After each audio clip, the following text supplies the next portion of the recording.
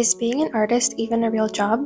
When I was in kindergarten during parent-teacher conference night, I told my parents I wanted to be an artist when I grew up. Both my teacher and my parents at the time laughed and said, "That's not a real job, that's just a hobby." This crushed my little 5-year-old heart, but now at 21, I can proudly say I found my own way to turn art into my job. It isn't necessarily painting or any traditional form of art, but I consider slime to be just as much of an art form as anything else. I always describe the appeal as putting ingredients together in a bowl and turning it into something new, like baking. I get to experiment with different colors, scents, textures, and designs, and I'm so lucky to be able to share my creations with thousands of people around the world for the past almost 8 years.